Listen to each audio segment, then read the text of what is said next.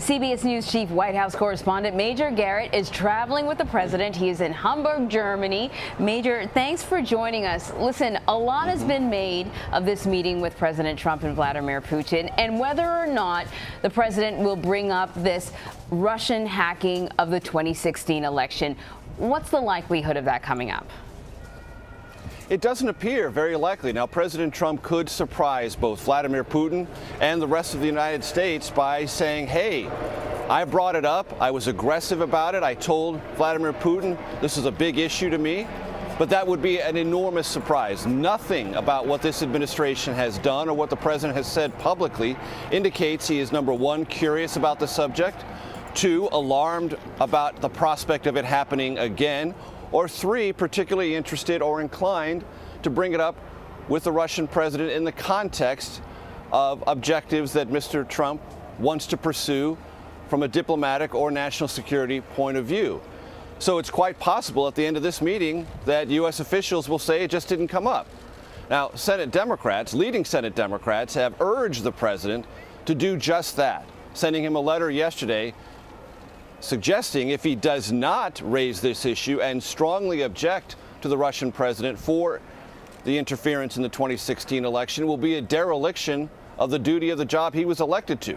That's almost a direct quote from the Senate Democratic leaders, both the elected leadership of the Senate Democrats and their top Democratic representatives on the various national security committees in the United States Senate. So there's a lot of political pressure, obviously, on the president to bring this up. But let's just go back and remind ourselves what he said publicly in Warsaw only yesterday. Russia or many other nations could be involved, minimizing or at least diluting Russian responsibility and culpability for election interference. That suggests to all of us traveling with the president and here in Hamburg that even if he does bring it up, it may be only glancingly, and there is a very strong expectation it will not be raised at all. Yeah, but speaking of that Poland speech, Major, he did in some ways take a harder tack on Russia when it came to, in his words, destabilization of the region. We know there's an ongoing active conflict between Russia and eastern Ukraine. Are we expecting sanctions to come up? Sanctions will probably come up because the Russians are objecting to not only the sanctions over its incursion into Ukraine and its acquisition, essentially, though it's not recognized by the international community, of Crimea. The Russians also want to discuss sanctions applied against the Russian government by the Obama administration, the tail end of that administration, in direct response to Russia's responsibility for interfering in the 2016 election. And there's a very particular item that Vladimir Putin wants to bring up with President Trump. President Obama seized two diplomatic compounds the Russians were operating, one in Maryland and one in New York. The Russians want those compounds back and have made it very clear as a prelude to this meeting that's going to be one of the agenda items they're going to bring up. It is interesting to note that the President Trump, has kept all of those Obama administration sanctions, the ones dealing with Ukraine and with the election meddling. So though he may not talk about it, he may not raise it, he's done nothing to lift the sanctions applied by the Obama administration as punishment for election meddling, which may in its own way be a tacit admission that it's happened and Russia should be penalized for it. This president just doesn't want to talk about it. The other big, one of the other big topics that are bound to come up is Syria and Russia and Iran's support of the Assad regime. How do you think the president will tackle that? Well, if it comes up at all, it will probably be a short conversation because the U.S. and Russia and Iran have very different attitudes about Syria. And the first priority for the Trump administration is clearly to defeat ISIS, eject ISIS from Syria. Then it has a longer-term set of objectives about creating a political reconciliation and resolution in Syria. There's only one big problem.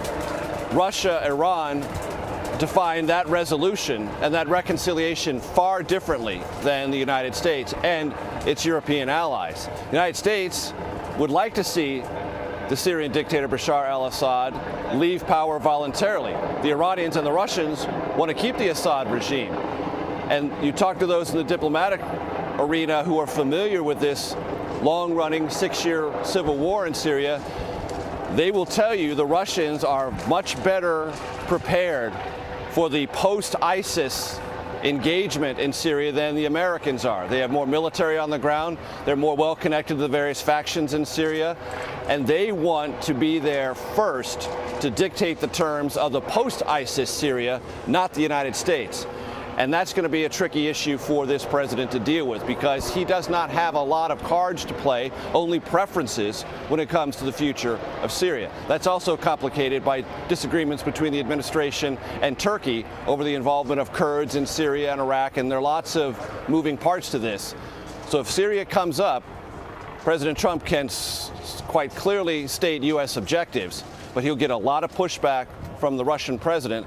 And the fact of the matter is, when it comes to Syria's future, after ISIS, whenever it is defeated and ejected from that country, the Russians are better positioned, at least right now, than is the United States or its allies. You can only imagine the number of awkward moments when they take those group pictures where there are all these misaligned interests there. There's the president of Turkey, there's President Putin, there's Merkel there, there's President Trump, obviously. Obviously, another big international issue the G20 group will be looking at is North Korea, Major, and I wonder if this is an issue that may come up with Putin, whether Russia's position on North Korea is at all relevant to potential negotiations or potential conflict with Pyongyang.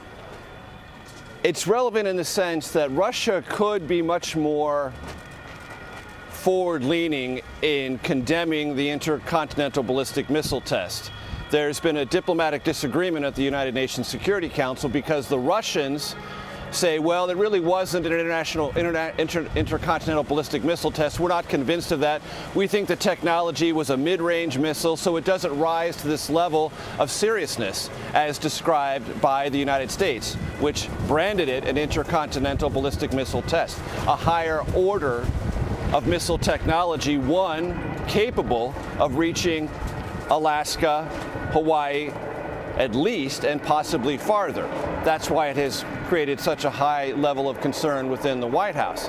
When the Russians don't say, well, yes, we agree it was an intercontinental ballistic missile test, they're undercutting the sense of urgency and alarm that the United States has brought to the Security Council. So in that sense, Russia's position is important. But I would say this about North Korea here at the G20 in Hamburg. The administration's conversations with lots of other countries are going to be far more important. Specifically, any country that does any kind of financial business, even at the margins with North Korea, and certainly countries like China, which provide not only trade but labor to North Korea. I would say on the North Korean issue, the far, far more important meeting here in Hamburg will be between President Trump and Chinese President Xi Jinping. Major Garrett, thanks for giving us the lay of the land there in Hamburg.